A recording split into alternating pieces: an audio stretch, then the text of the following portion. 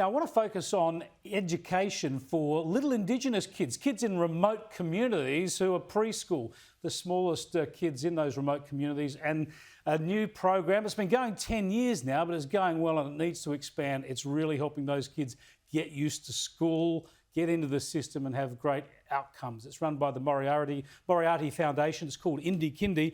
And Ros Moriarty joins me now. Good to talk to you, Ros. You too, Chris. Tell us about this scheme. What's different about it? We all know the crucial need for education, but how do you do it better and different?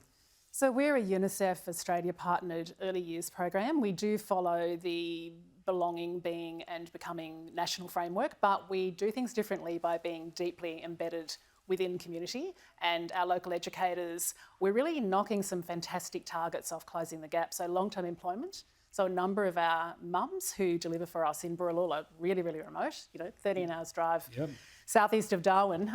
They've been with us for 4 to 6 years and they're doing formal accreditation. And it's really local people delivering to their own children and unlocking their own children's potential. I was talking to Noel Pearson about education issues last week, and he said one of the big problems in remote communities is that continuity, getting teachers and trainers who will stick around for a while. So that's an important point. But also, crucially, it breaks your heart really, but the crucial thing is just getting kids to turn up at school. There's all sorts of factors at play, of course. What are you doing to try and make sure at a really early age, at a preschool age, kids get used to turning up?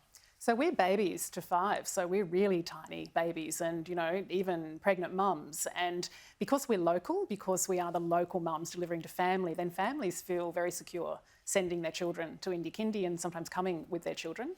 Also a bit of an incentive when it comes to sport?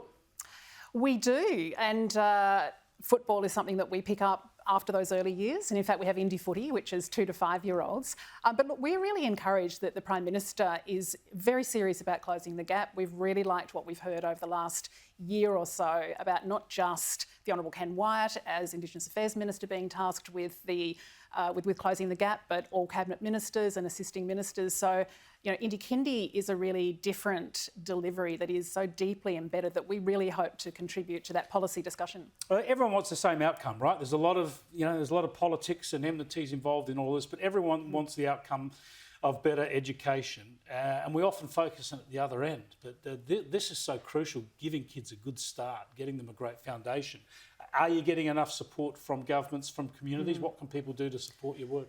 So programs like ours, small bespoke programs that are really agile and are responding every day to how local communities know their children learn best. We're walking learning, we're not between walls.